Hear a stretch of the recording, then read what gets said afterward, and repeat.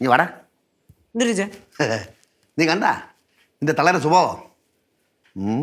അവളെ ശരിയല്ല കേട്ടാ. അവളെ ഉരുട്ടിപ്പരട്ടെ. എടാ ഞാൻ ഒന്ന് സംസാരിക്കണ പരസ്പര ബന്ധമല്ല, വേറെ തിരിച്ച് ഇങ്ങോട്ട് സംസാരിക്കണേ. അവിടെ കൈ വെച്ചോടാ, ഞാൻ പെരട്ടി എടുക്കില്ല അവളെ. എന്റെ കൈ വെച്ചിട്ട് കുറെ നാളായി. അച്ഛാ, അച്ഛന് പൈസ വേണമെങ്കിൽ അമ്മ നൈസായിട്ട് ഇങ്ങനെ താങ്ങി നിന്നു, ഇല്ലെങ്കിൽ ഒന്നും കിട്ടാൻ പോണില്ല. അല്ല പറഞ്ഞ പോലെ അമ്മ അല്ല അച്ഛൻ അമ്മയുടെ എത്ര രൂപ എങ്ങനെ മേടിക്കാൻ ഉദ്ദേശിക്കണം? 50,000 രൂപ. അമ്മയുടെ 10ന്റെ പൈസ ഇല്ല, മൊത്തം FD ഇട്ടേക്കണം. അച്ഛൻ അറിയാല്ലേ? സ്വർണ്ണം കയ്യിലില്ലടേ. പിന്നെ ബാക്കിയുള്ള വളയെ മാല ഇപ്പൊ അമ്മ തരും പണം വെക്കാനായിട്ട്. എന്റെ കൊച്ച ഇന്നാൾ കൂപ്പൺ സമ്മാനം അടിച്ച് 1.5 പവന്റെ മാല കയ്യിൽ വെച്ചേക്കില്ലേ, അതെടുത്ത് തന്നൂടെ പണം വെക്കായി? ഓഹോ, അപ്പൊ അതിലായിരുന്നല്ലേ കണ്ണ്. നീ ഒരു കാര്യം ചെയ്യ്, നിന്റെ അമ്മയുടെ അടുത്ത് പറ ഞാൻ ലച്ചുവിന്റെ അടുത്ത് സ്വർണം ചോദിക്കുന്നതായിട്ട് പറയണമെന്ന് പറ.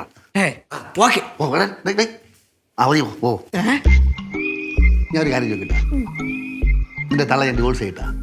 എങ്കിൽ പിന്നെ അച്ഛന്റെ അവസ്ഥ ആയിരിക്കൂല, അച്ഛൻ തെണ്ടും. അത് തണ്ടണതിന് പിന്നെ കാണാം. തണ്ടും, അവള് തണ്ടും, ഞാൻ തണ്ടൂല.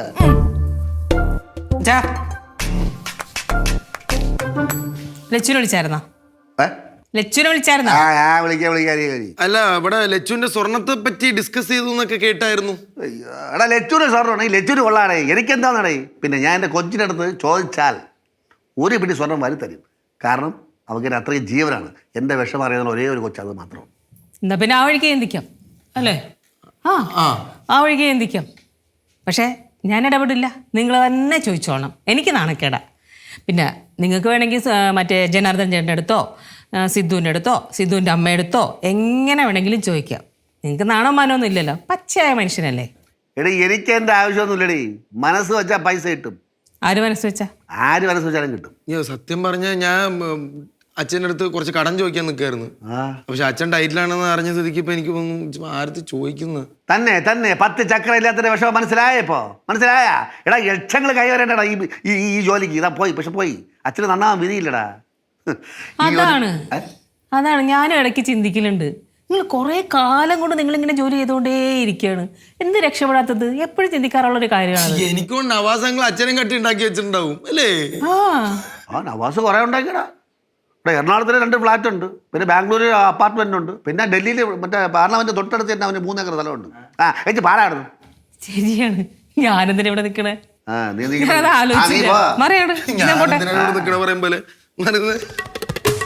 ചാക്കാക്ക് ചൂക്കാതാണ് അവള് പറയണത്.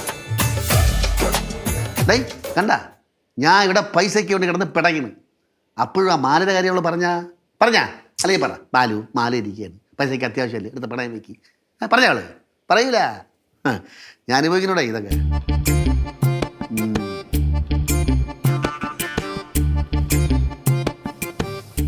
ആലോചിക്കണേ. എന്നാൽ ഇത്രയൊക്കെ ഇവിടെ സംസാരം നടന്നിട്ട് ആ മാലയുടെ കേസ് എന്തെങ്കിലും സംസാരിച്ചവള്? അച്ഛാ, ശ്രമം അതാണ് നമ്മുടെ മാർഗത്തിലേക്കുള്ള ഒരേ ഒരു കുറുക്കുവഴി. അതുകൊണ്ട് അച്ഛൻ ശ്രമിച്ചുകൊണ്ടേ ഇരിക്കുക. പക്ഷെ ഞങ്ങൾ ഇനി ഇവിടെ നിന്ന് ഞങ്ങൾക്ക് പണി കിട്ടും. ശിവാ മകളെ പാടി. ശ്രമിച്ചു നോക്കട്ടെ. ശ്രമിച്ചു നോക്കാം. ശ്രമിക്കാത്തോണ്ട് വേണ്ട. மேஸ்திரி இங்கே இருக்கா? அதே வந்து உங்களை கையில் காசுகள் இருக்கா? இல்லையா? நகை சொர்ணாமல்லி இருக்கியா? சொர்ணம் ஆஹா. பெண்டாட்டிக்கிட்ட இருக்கா? குழந்தைகிட்டயா? அதுவும் இல்லையா? ஓ ஐயா மேஸ்திரி இங்கே தினமும் வேலை பண்ணுறேங்க, காசொന്നും இல்லையே. ஐயா முண்டா எனக்கு ஜுவாரிக்கு வரணும், പൈസ കാര്യമില്ലാതെ. അച്ഛാ, നമ്മുടെ മാർത്താണെന്നുള്ള മേശിരിയാണ് വിളിച്ചേ? ഓ ആ മേശിരി എന്നടേ. അവിടെ നിന്ന് ഇവിടെ വരെ കെട്ടിയെടുത്തോണ്ട് വരും. ഇത് ദിവസവും പണി. കയ്യിൽ 5 പൈസ ഇല്ല, സ്വർണ്ണം അതിൽ ഒന്നുമില്ലെന്ന്. പിന്നെ ഇവനൊക്കെ എന്തിനു പണി ഓടാ പണിയാൻ പറഞ്ഞത്? നവാസ്. നവാസേ, ഞാൻ വിളിക്കാടേ. വിളിക്കാം, നീ വച്ചിട്ട് പോ.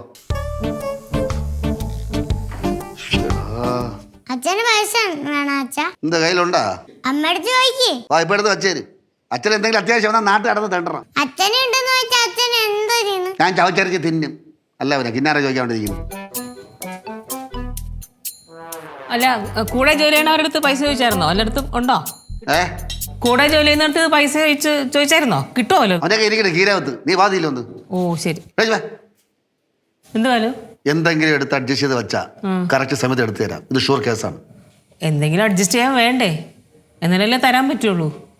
അല്ല, നിങ്ങൾ കുറെ എന്തൊക്കെയോ സമ്പാദിക്കുന്നുണ്ട്, കയ്യിലൊന്നും ഇല്ലേ? ഉണ്ടടി, എല്ലാം കൂടെ സ്വിസ് ബാങ്ക് ഇട്ടൊക്കെയാണ്.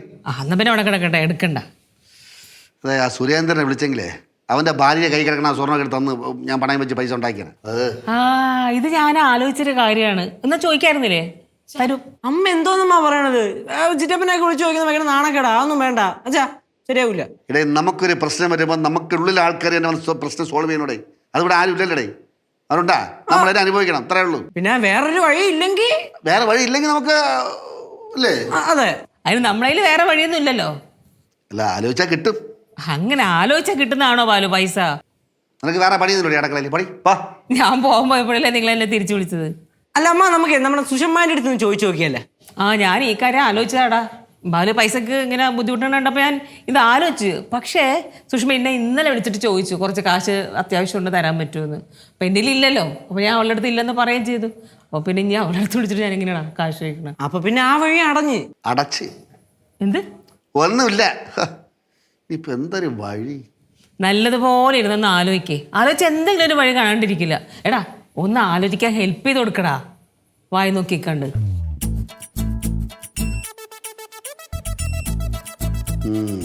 അവള് പോണ പോക്ക് കണ്ടാടാ.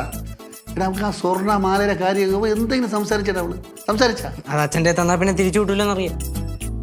കാശുവേ, അല്ല അച്ഛൻ, നമ്മളൊരു കാര്യം പറയുമ്പോൾ അത് സത്യസന്ധമായിട്ടുള്ള കാര്യം വേണമല്ലോ പറയാൻ. കളിക്കല്ലേട്ടാ.